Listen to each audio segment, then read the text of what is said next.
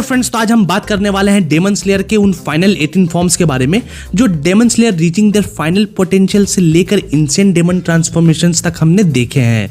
और भाई इस वीडियो को पूरा जरूर देखना, बहुत मजा आने वाला है आप लोगों को। तो चलो अब बिना किसी देरी के वीडियो को शुरू करते हैं। तो सबसे पहले शुरुआत करते हैं तांजीरो से, जिसके पास स्टोरी का एक सबसे ओवर पावर्ड फाइनल फॉर्म है। अब देखो, फाइनल फाइट के दौरान मुजान अपना ब्लड तांजीरो को दे देता है, जिससे वो बन जाता है नया डेमन किंग। इस फॉर्म में तांजीरो ऑलमोस्ट इंडिस्ट्रक्टिबल हो जाता है, उसके फंक्स निकल आते हैं, टेंटिकल्स ग्रो हो जाते हैं और सबसे इंपॉर्टेंट बात, वो सनलाइट से इम्यून हो जाता है, जिसका मतलब ये है कि उसको कोई भी हरा नहीं सकता। लेकिन साथ ही साथ उसे कुछ वेयर्ड एबिलिटीज भी मिलती हैं, जैसे स्क्रीम करके एनर्जी बॉल्स बनाना। खैर, डेमन स्लेयर उससे फाइट करते हैं, लेकिन उसकी स्वॉर्ड्स और एबिलिटीज यहाँ पे काम नहीं करती और एंड में वो सिर्फ इसलिए ही जीत पाते हैं क्योंकि कनाव और निजुको ने उसे वापस से नॉर्मल कर दिया था। एंड इसलिए इस फॉर्म में तांजीरो क्लियरली मुजान से भी ज्यादा पावरफुल हो जाता है। फिर अगली है निजुको कमाडो। निजुको शायद यंगेस्ट है जो अपनी फाइनल फॉर्म तक पहुंचती है, लेकिन उसके पावर्स भी इंसेन है भाई।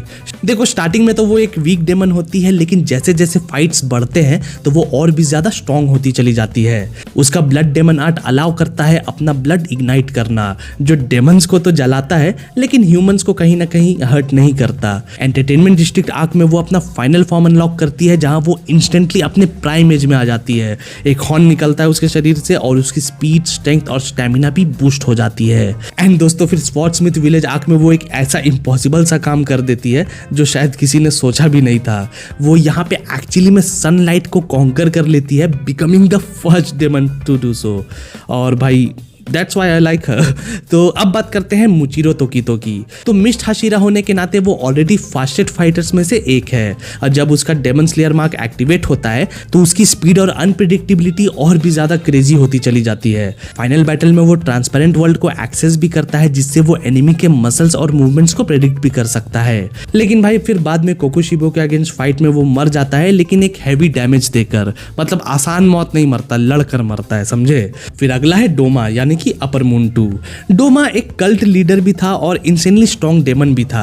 उसका blood demon art ice control इतना ज्यादा पावरफुल है कि वो ओपोनेंट्स को डेमन स्लेयर मार्क एक्टिवेट ही नहीं करने देता। उसका अल्टीमेट अटैक एक जाइंट आइस बुद्धा स्टैचू है जो फ्रीजिंग एयर ब्लास्ट कर सकता है। और ऑनेस्टली भाई, आई थिंक कि अगर शिनोबू का सैक्रिफाइस नहीं होता तो उसे हराना ऑलमोस्ट इम्पॉसिबल था। तो अब अगली है शिनोबू कोचो। तो देखो, फिजिकली वीक होने के बावजूद भी वो सबसे इंटेलिजेंट हाशिरा है। वो अपनी स्वॉर्ड में विस्टेरिया फ्लावर का पॉइजन यूज करती है और फाइनल बैटल से पहले वो खुद अपने बॉडी में 37 केजीज ऑफ पॉइजन भर लेती है। और जब डोमा उसे एब्जॉर्ब करता है तो वही पॉइजन उसे अंदर से डिस्ट्रॉय कर देता है। और भाई यही होता है एक जीनियस सैक्रिफाइस। तो अब अगली है मित्सुरी कानरोजी। तो उसकी मसल डेंसिटी नॉर्मल इंसान से 8 गुना ज्यादा है, ठीक है। जब उसका डेमन स्लेयर मार्क एक्टिवेट होता है तो उसकी स्पीड और फ्लेक्सिबिलिटी नेक्स्ट लेवल हो जाती है और फाइनल बैटल में वो मुजान के आर्म तक टीयर कर देती है भाई। फिर अगला है कोकुशिबो, एक फॉर्मर डेमन स्लेयर जो अब डेमन बन गया है। उसके पास 6 आंखें और मून ब्रीदिंग है, और जब उसका सर कट हो जाता है तो वो और भी ज्यादा टेरिफाइंग फॉर्म में ट्रांसफॉर्म हो जाता है। उसके हॉर्न्स और टेंटिकल्स निकल आते हैं और बड़ा ही भयानक हो जाता है भाई। और भयानक से मेरे कहने का मतलब है कि वो ऑलमोस्ट अनबीटेबल था, लेकिन एंड में खुद ही गिव अप कर देता है और यू नो द रेस्ट। तो अब अगला है ओबनाई लग्यूरो। उसका स्लेयर मार्क स्नेक पैटर्न में अपीयर होता है। वो अपने ब्लेड को रेड बना सकता है और फाइनल बैटल में मुजान को होल्ड करने में इंपॉर्टेंट रोल भी प्ले करता है। फिर अगला है ग्योमे, जो कि स्ट्रॉन्गेस्ट हाशिरा है। तो ब्लाइंड होने के बावजूद वो सबसे पावरफुल है। वो अपना स्लेयर मार्क और ट्रांसपेरेंट वर्ल्ड यूज करके कोकुशिबो और मुजान दोनों के अगेंस्ट स्टैंड करता है। फिर नेक्स्ट है सानेमी, जो कि विंड हाशिरा है और उसका रेयर ब्लड डेमन्स को वीक करता है। स्लेयर मार्क के बाद वो अपने वॉन्ड्स को कंट्रोल कर सकता है और फाइट कंटिन्यू करता है, इवन बहुत सारी इंजरीज होने के बाद भी। फिर अगला है हंटेंगू। अपने क्लोन्स को मर्ज करके वो बनाता है जोहाकुटेन, जिसमें वो वुड ड्रैगन्स को क्रिएट कर सकता है। अब देखो, उसका फाइनल फॉर्म तो बहुत ज्यादा पावरफुल होता है, लेकिन फिर भी स्लेयर्स उसे डिफीट कर ही देते हैं। फिर नेक्स्ट है गियू। उसका स्लेयर मार्क उसकी स्पीड और स्ट्रेंथ बूस्ट करता है और वो अकांजा और मुजान दोनों के अगेंस्ट फाइट करता है और भाई सरवाइव भी करता है। ऑल्दो एक आर्म उसका चला जाता है, एक हाथ बेचारे का चला जाता है, बट ही सर्वाइव्स। फिर अगला है जेनित्सु। देखो स्टार्टिंग में वीक लगने वाला जेनित्सु डेवलप करता है अपनी ओन टेक्निक, यानी कि Fleming thunder God.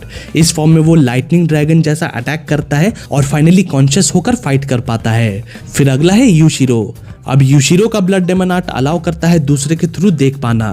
Final form में वो लोगों को कंट्रोल भी कर सकता है और नाकिमे की पावर यूज करके स्लेयर्स को बचाता भी है बाद में। फिर बात करें इनोसुके की, तो उसका कोई क्लियर फॉर्म तो नहीं है, लेकिन उसका बीस्ट ब्रीदिंग और फ्लेक्सिबिलिटी उसे इंसेनली अनप्रेडिक्टेबल फाइटर बना देता है।